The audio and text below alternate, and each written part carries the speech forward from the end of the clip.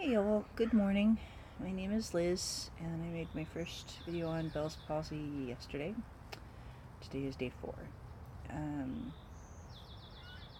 actually getting a little more mobility in my mouth, and I've been feeling some muscle twitches in my eyelids today, which have always indicated to me that those muscles are trying to go back to work when I have muscle twitches. I've been doing a lot of massage of my face. I started off when I had the pain in my ear, because my activity was on the left side, that I started off massaging my ear and all around down my neck, because the pain was like a stabby pain here, and then it like radiated up and all the way around into my ear. I thought it was a sinus thing, so I kept pulling and stretching on my ear, because sometimes that helps my sinuses and my allergies to let my ear pop. It turned out it wasn't sinuses. So hi, I'm here first thing in the morning because last night I had the best sleep I've had since this whole business started on Saturday, and today is Tuesday, also May 1st, so happy belting to anyone who practices. So I found a new way of taping my eye up last night, and that I hadn't seen yet on any of the demos I've been watching, and it's partly because I used to be theater folks, and I used to read a lot on costuming, makeup and stuff, and it just crossed my brain yesterday when I was taping up my eye to get ready for bed. The trick that I remembered, and just so I'm saying, Jacqueline Carey in her book Shields Dart, and I know she's not the first person to say it, but it stuck with me. She says, no knowledge is ever wasted, or no learning is ever wasted. I forget the exact phrasing. So here's the funny part. The reason why I learned this technique was actually a pretty racist theatrical costuming technique, because it was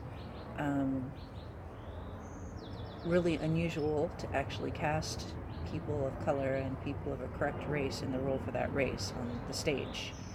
And so, for example, white people had to learn how to make an epicanthal fold from their eye to change the shape of their eye so that they look like they were Asian, right? And there's techniques in the makeup department to tape your eye so that it'll stay like that. And for some reason that crossed my mind when I was taping my eye up last night, and I was like, also the skin is getting all tender from the tape all the time. And I was like, hey, maybe I could figure out a different way that works with the curve of the eyelid, like related to that other technique I flashed on. And so that's what I did actually last night, was I used less tape.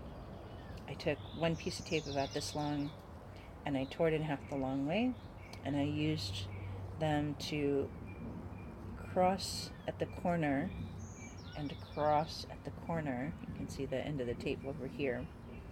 So like half as much tape, and it actually worked way better for me with the curve of the eyelid laying flat, because I'd been having trouble with like buckling, which is gnarly, and showing up the light and making it hard to sleep. But this was actually a really secure seal last night, and I wanted to share the technique.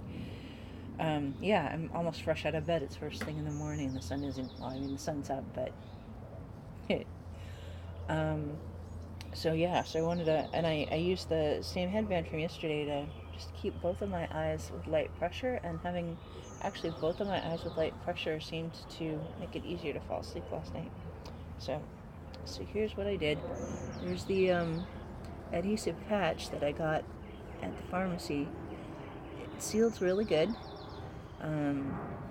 Maybe it's okay that it's a pediatric patch, because it'll fit really well in my eye socket. So I'm going to go ahead and take that off. It's going to take me a second because the adhesive is really strong, and excuse me if I yelp. I'm going to try not to, because that's undignified. Not that I really care at this point, because I'm putting a video of me peeling a giant band-aid off my eyeball.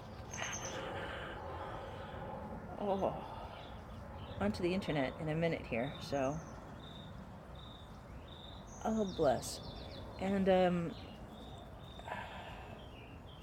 so I'm 48 years old, and my skin isn't as resilient as it once was.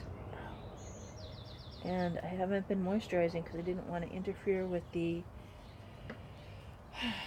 attachment of the patch or the tape. So here's what I was talking about with the tape.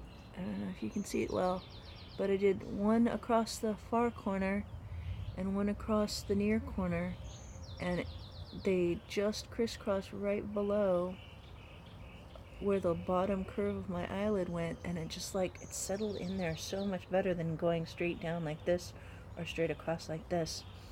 I was really happy with the effects. So give me a second. I'm gonna actually do a really gentle moisturizer when I'm done with this, because yeah, this is a little bit of a nightmare, having all of these tiny hairs and all this really delicate skin.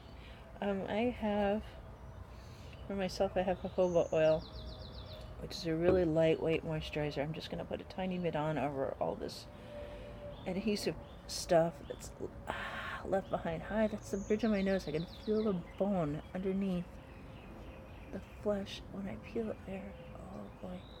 And I know this is gonna tug on my eyelashes. Hello there. Oh yeah. But this is way better already than when I've been doing this work with the straight up and down or the horizontal tape technique. I think I definitely, depending on how bad I need to tape my eye shut for the rest of this gig, oh my god, I need to change the tape type. Ow. Ow. I saw somebody in one of their videos recently that was using a kind of a plastic tape that looked like it was textured more. This paper tape here is super awesome for things like when my cuticles split.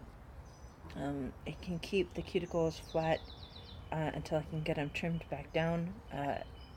When you get a hangnail, it'll hold the hangnail in place. When I get a blister on my heel, which is pretty common because I'm a dancer, I can tape that down flat until I can do more immediate first aid. Oh man, that really smarts.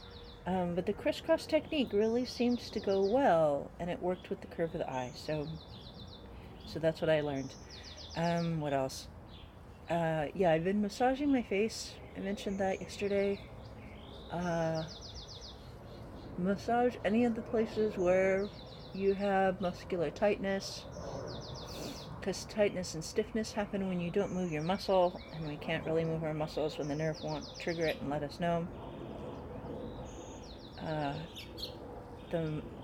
Between the massage and the meds that the docs have given me, and I got a specialty massage yesterday from Nadine called Bowen Therapy with an anti-inflammatory twist.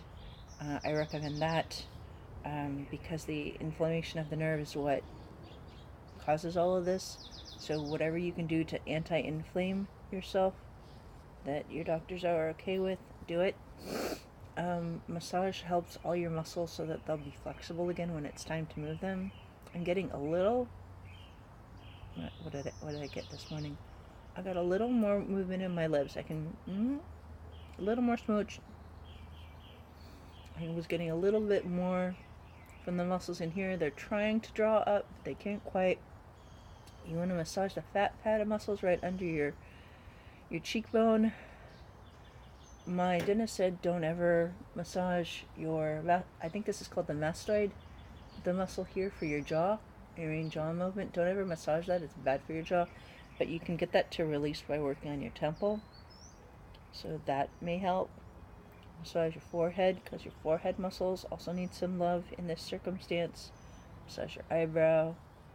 Go down your nose. Do a little bit. Just sort of rub at all the places, and if anything in particular feels good. I learned this one a million years ago from working sinus stuff. and I'm running out of time. But yeah, maybe that taping technique will be good for somebody else. I hope so. I'll see you again as I continue to update on this Bell's Palsy adventure. See you soon.